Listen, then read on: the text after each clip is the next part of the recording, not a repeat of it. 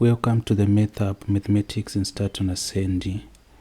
In today's class, tirikuda kurevisa the differentiation of trigonometrical functions. So to do that, we are going to be using this particular function, sine squared 3x. Saka tichada kutanga kuita panapa, tichada kutanga ne a briefer kana kuti a summary. What exactly do we want to summarize? To summarize the differentiation of trig functions. The full term trigonometrical, but let us just call them trig functions. So to differentiate trig functions, we use what is called the PTA strategy. Now P yedu yakamirira chi? P yakamirira power. Then T yakamirira trig. A yakamirira algebra. Kana kuti algebraic part. Saka zvatinotanga kuita, we are going to differentiate with respect to the power. Tabva pa power, we are then going to differentiate with respect to the trig. Tabva pa trig, we differentiate with respect to the algebraic part, kana kuti the algebraic term. That is what we do in that particular order. But kana tikangozvitsanangura like this, it does not make much sense until we apply it. So let us say, let y be equal to sine squared 3x like this. Chekutanga, we should understand something panapa. Zvatakatarisa izvi, part inoi ina sine ndiyo iri kutaura the trig part, and because the sine is a trigonometrical function, then part E ineka 2 kanaka ndiko kachi ka power. Then part ino E ina 3x ndo yatinge tichiti algebra. But you should also know that this is actually the angle. So pamakaita trigonometry, makadzidza about pamakaita ma trigonometrical identities, makadzidza about double angle identities, like tenge in a situation of, for example, sine 2x. Saka that's a treble angle identity. Atizviite ku A-level pure maths, maybe zvinoitwa ku further mathematics, further pure mathematics at A level, but surely kana mukaramba muchiprogressa with mathematics, you begin to see things like this. So to understand my different parts, takatarisa our question: what is the trig, what is the power, what is the algebraic part, is very important.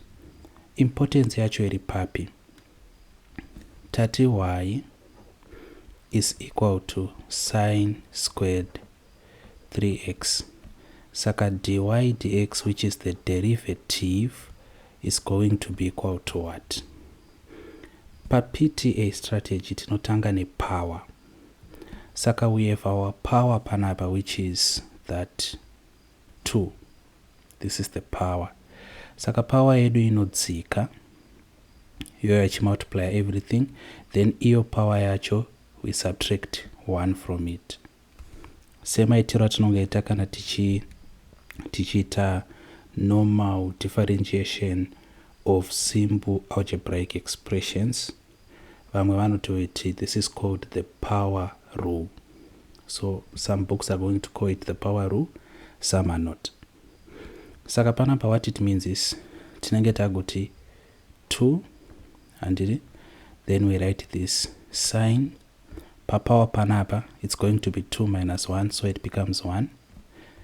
Rakati nyore 1 yacho, then angle yonyorwa sezvairi.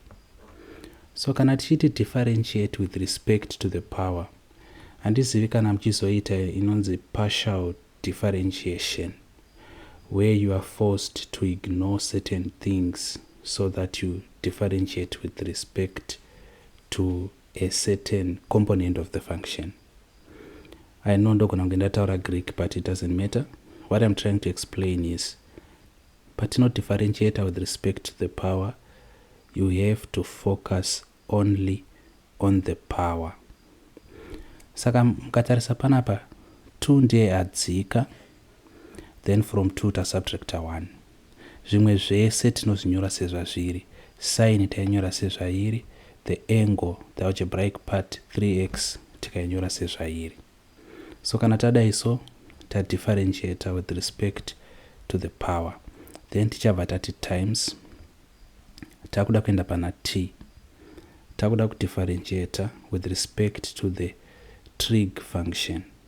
So kana tichidifferentiate with respect to the trig function, tinongotarisa the trig part, which is sine. But hapana panozouya a trig part isina an angle. Tinoti sine of 90 degrees, sine of pi, sine of theta, etc. Kureva kuti every trig function inofamba neangle. Saka angle yacho in this case ndiani? The 3x.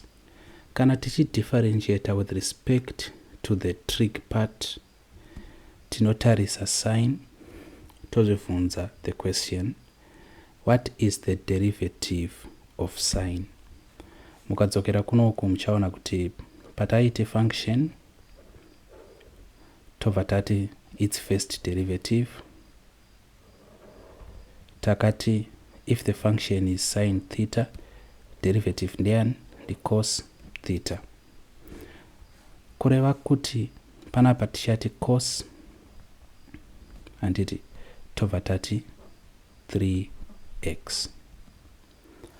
Power tatodhila nayo, hatichisina zvatichaita nepower. Mistake yanga ichiita Jesse panapa ndeye kuisa kapower 2 apa. This is wrong. Because kana tadhila nepower tatodhila nayo, patinoenda patrig takungotarisa the trig part chete, but patinonyora the derivative of the trig tichabva tanyora neangle yacho sezvairi, which is 3x. So this is what I wanted you to learn. Let me reiterate. Kana tidhila nepower tinongodhila nepower chete. That's why maona kuti tanyora sine na 3x sezvazviri. The moment yatabva kupower tienda kutrig, tiri kungodhila netrig chete, we ignore power. That's why tanyora chi tatarisa sine, tikabvunza what is the derivative of sine, tikaona ari cos, ndokunyora cos wacho, then 3x uitongonyora sezvaari. Tichibva panapa tichabva tazoti times. Kana takudhila nethe algebraic part ndo yega yatinotarisa.